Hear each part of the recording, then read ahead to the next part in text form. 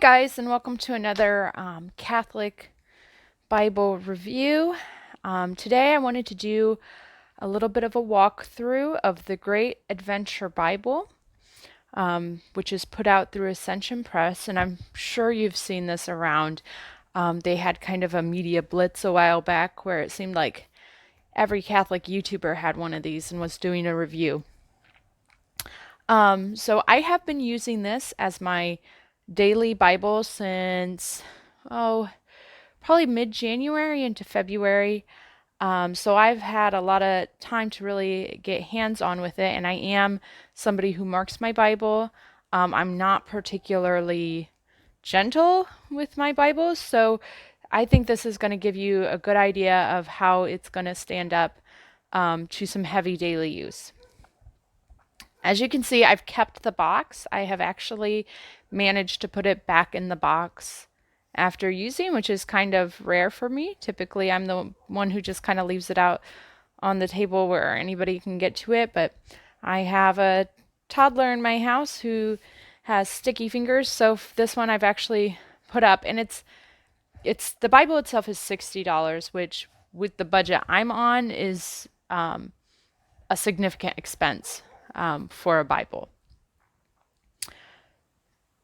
So let's go ahead and open it up and take a look. I do want to show you here a little bit of a better look at the Bible. And if you're not familiar, this Bible does build off of the Great Adventure Bible Studies series with the Colorcoded Bible Timeline Learning System. So I was not familiar with that. I had heard of it, but I wasn't familiar with it when I had picked up this book. You can see here it has the Color-Coded Learning System, 21 articles, 19 helpful charts, 70 key event callouts, full color maps, words of Jesus in red, which is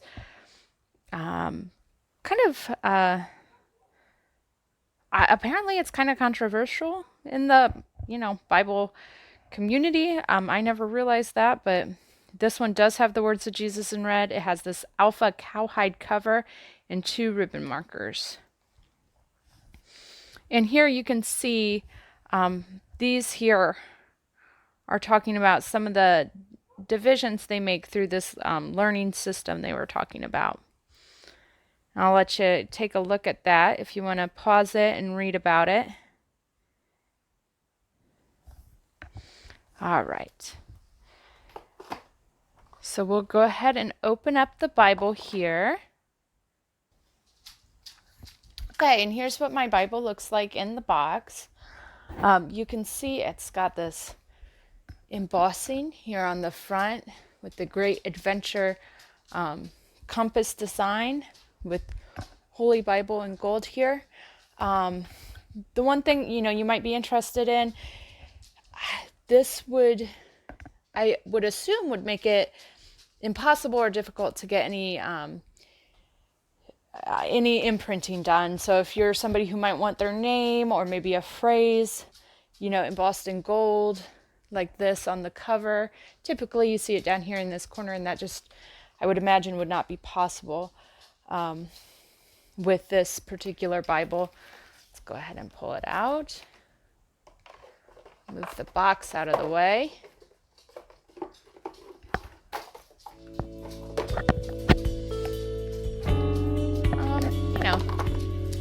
Pretty decent sized Bible, but small enough that I would feel comfortable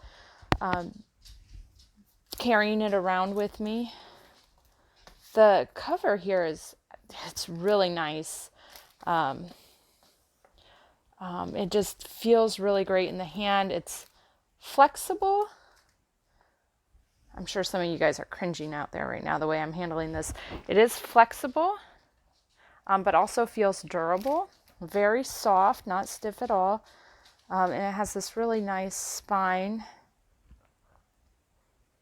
Just really, it's quite lovely. And the Ascension logo here, which I appreciate this. I think that's a lovely logo, and it's, I don't know. I guess some organizations' logos can be a little bit ugly, but I think theirs is quite lovely.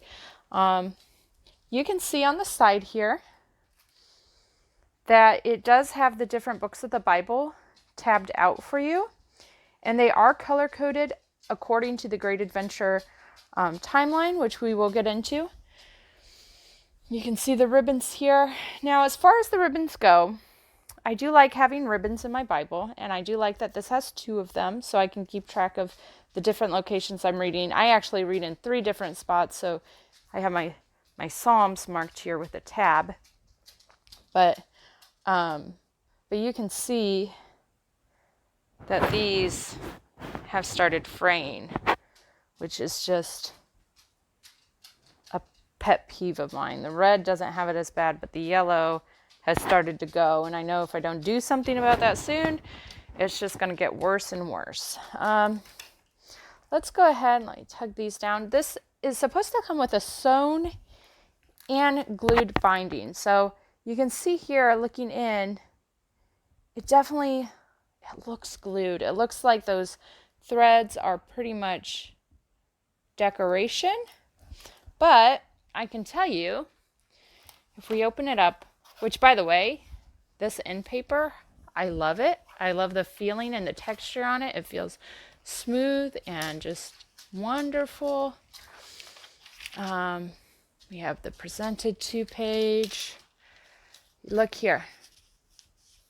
See, it's really having problems here staying together. It looks like it's coming apart, but you can see that it is, in fact, has some sewing done.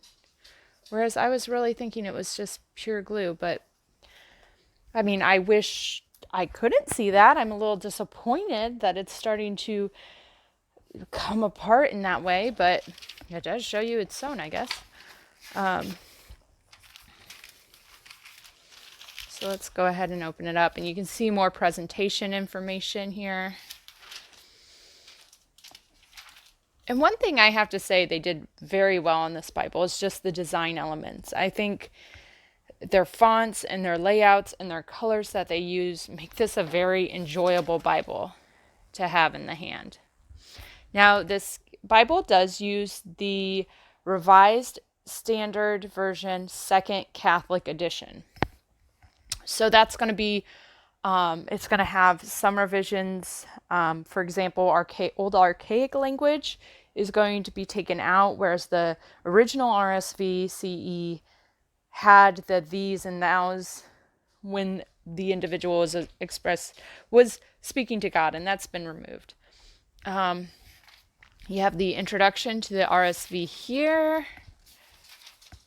Let's go through. Here's the books of the Bible, the Old Testament. Here you have a listing of the people who worked as general editors on this Bible. And you can see this is, I mean, the first 2 names, they're just Jeff Cavins and Mary Healy, 2 very well-known individuals in the Catholic community. So, all right, let's keep going. And you can see something kind of interesting here when they list the Old Testament. They don't just list the Old Testament, but they list the Pentateuch and then the historical books. They divide it up: wisdom, prophetic. So you can kind of see, even when you're just looking it up, what genre they fall into. They have the Gospels, New Testament letters, and then Catholic letters. Here's the books of the Bible in alphabetical order.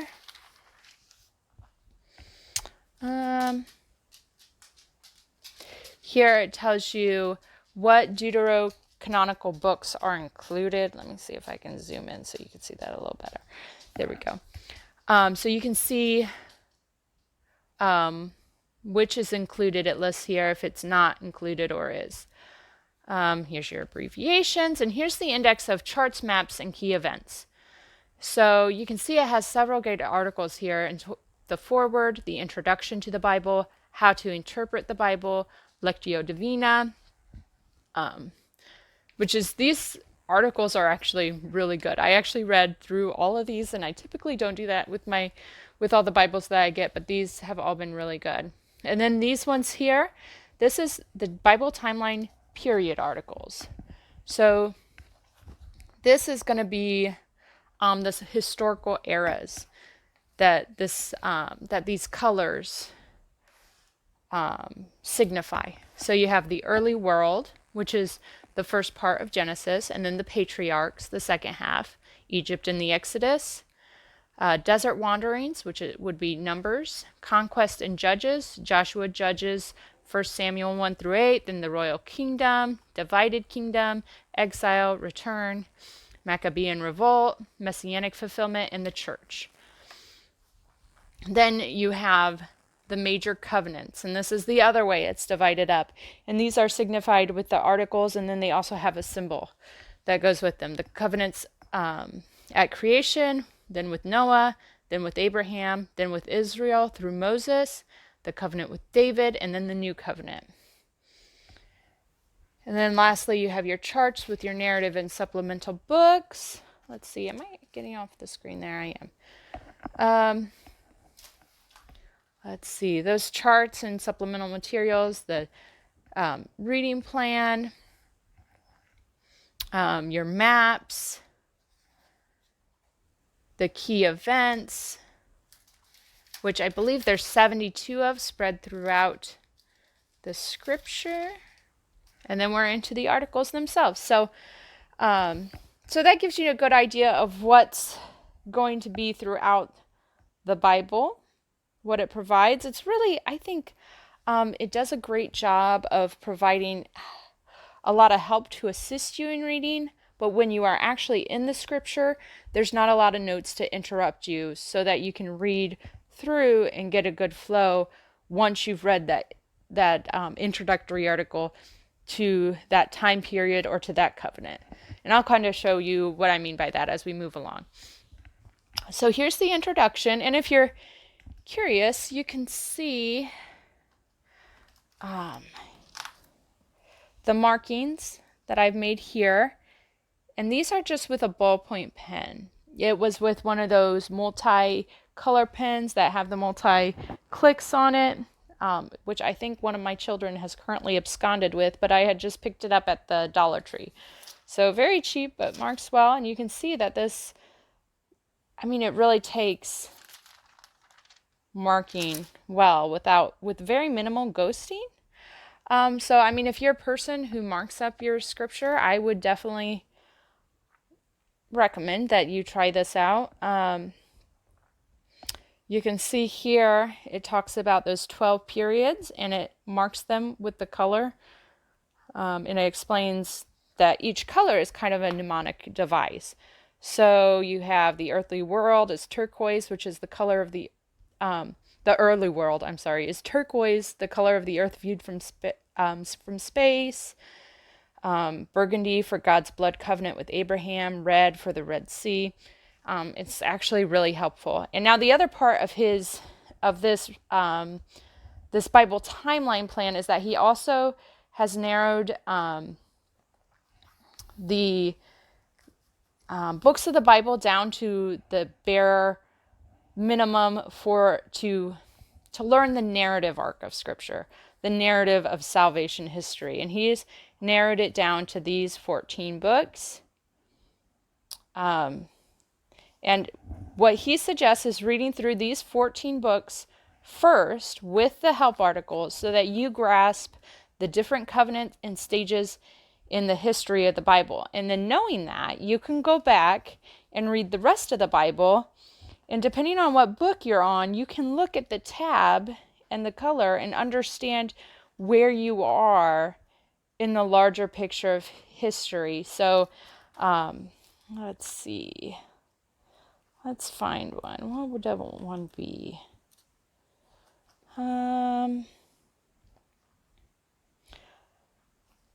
So, for example, if you're reading Esther, which is not in the reading plan, but it's a favorite of many individuals. If you're reading Esther, you can go back and you can look at that color and you can know, okay, here's where we are in terms of the bigger picture. You can understand that this is the area in which it takes place. And you can see right there. Let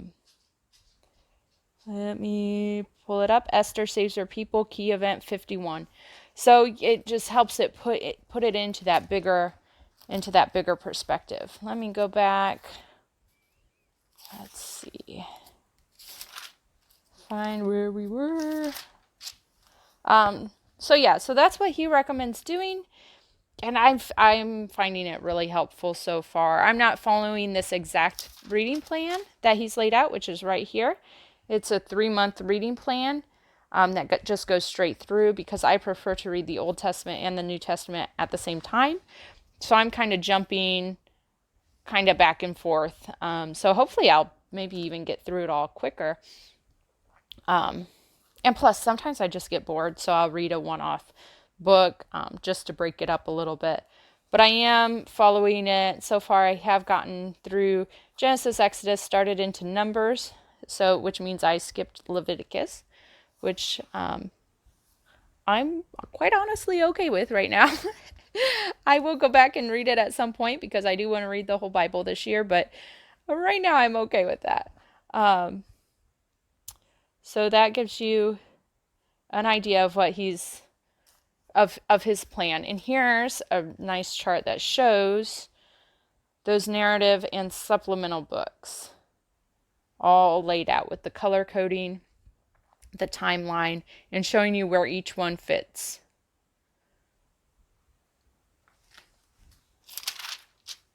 And here's his article on how to interpret the Bible.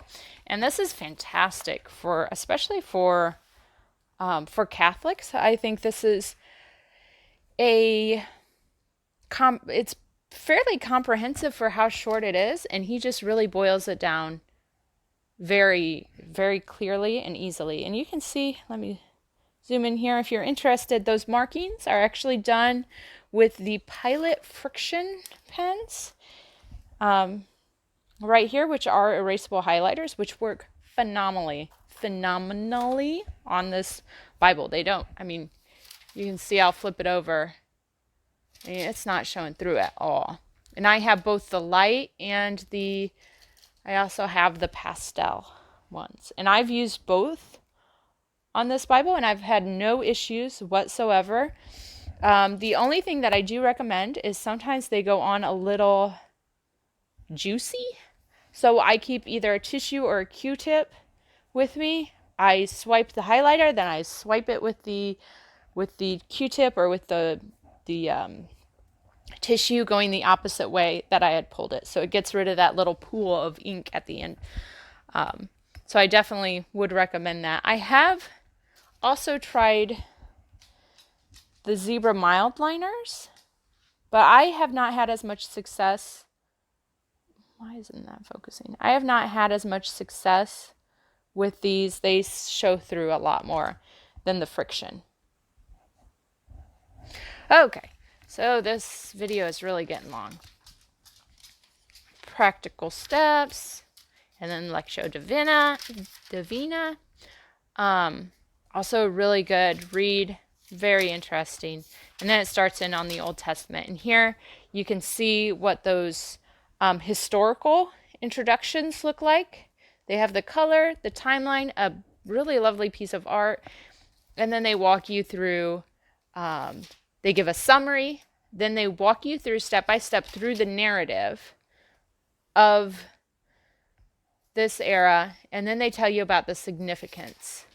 What are we going to learn here? Which is, I mean, it's been really fantastic. I've been really impressed with this. And then you get into the covenants. And you can see here, these are the different symbols. And I actually have not read this article yet, but I've read some of the specific covenant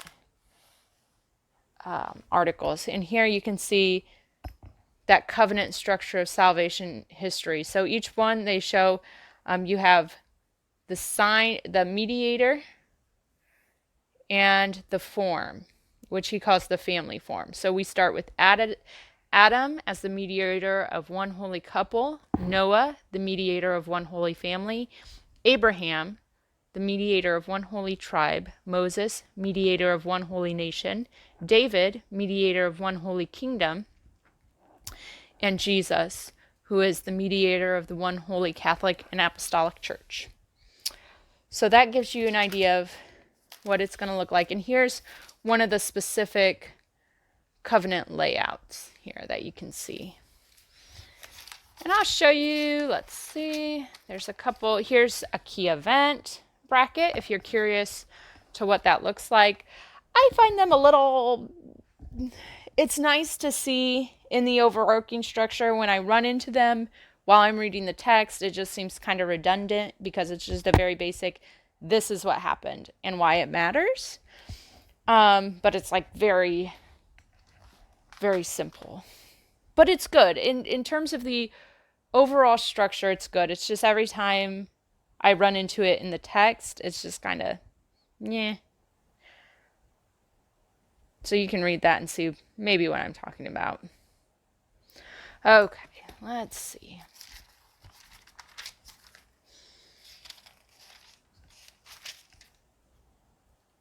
And you can see, I mean, throughout there's other charts that are sprinkled in, although they've been getting less and less as I've been going on further and further.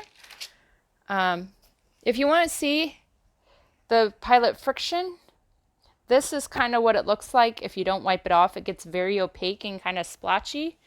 But over here is what it looks like when I follow it with a wipe. So, not wiped, wiped. The only thing I do wish is I wish that this did have more margin space to really take the kind of notes that I want to take. It's just not there, but that's okay. I mean, I do though. I mean, Catholics need a good wide margin Bible that they can really dig into. Let's see, is there anything else that I need to show y'all while I'm here? Just starting on Luke. Let's see.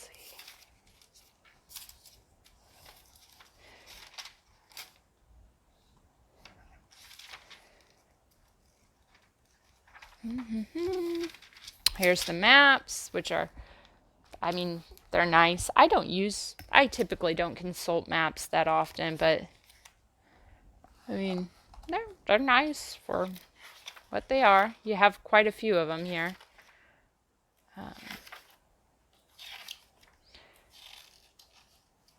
Maybe I should look at my maps more, actually, now that I'm looking at them. They have quite a few here. He does have some note space in the back. Not a lot of pages, but you have 1, 2, 3 back and front. Let's see, here you can see some highlighter tests I was taking on. I mean, that's really great. Those are the pilot Frixion. I mean, you can see this one. See this blue that shows through here? That's the zebra mild liner. And you can't even see there's a pilot Frixion right beside it that you can't see because the pilot Frixion don't bleed through as much. You can see some minimal ghosting, but overall, I mean, this takes those frictions really well. I mean, you can see I mark it up quite a bit, and I've had no troubles. And if you're more curious about, you know, the materials I use, I have quite a few of them. Like I said, highlighters, typically the pilot Frixion. For my notes, I use these, where are you? Pilot High-Tech C mica, and these are the 0.4 nibs. Where does it say that? There it is. See that? 0.4. 0.04, I should say. Nibs for writing, but I also will at times use the Uniball Signo DX, which is a 0.38 nib. These write well and little teeny tiny, so that works well. What else do I use? I use these a lot. These are Prismacolor Kohl Erase colored pencils.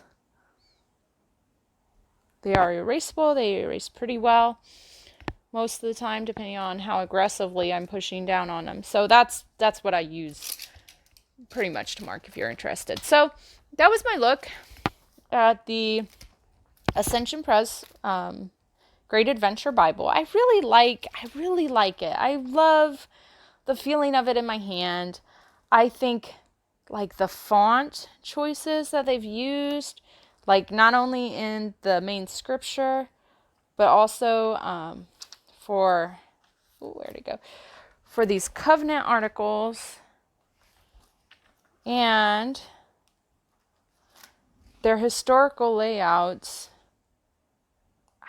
I think they did a great job. I think it's really easy to read.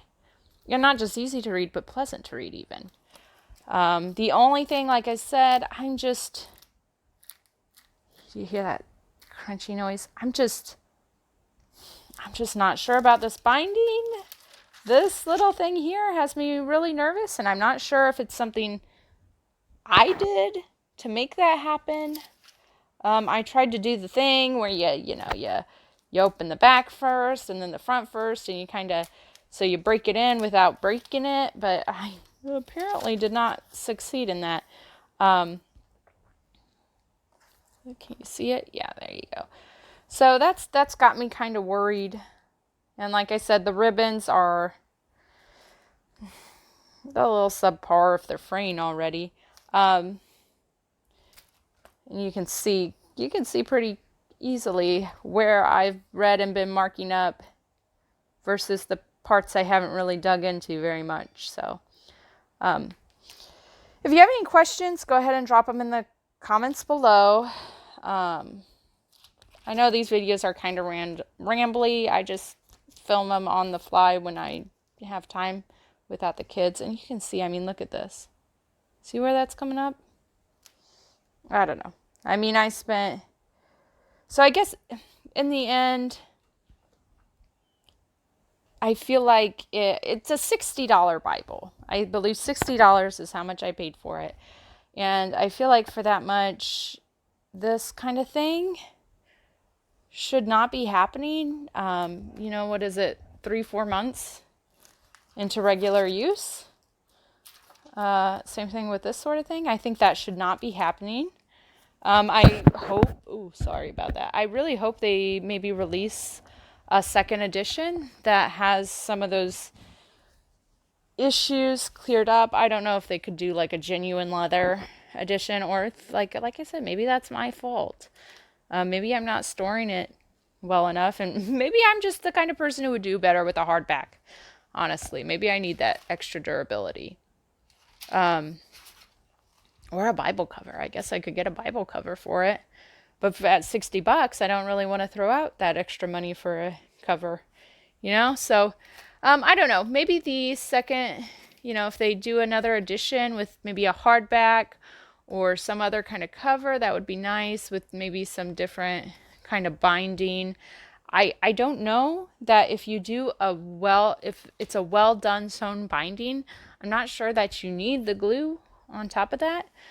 But I'm not a bookbinding expert. I'm not one of these who knows everything there is to know about the premium and top line Bibles. I'm just a Bible user. I'm a Bible marker.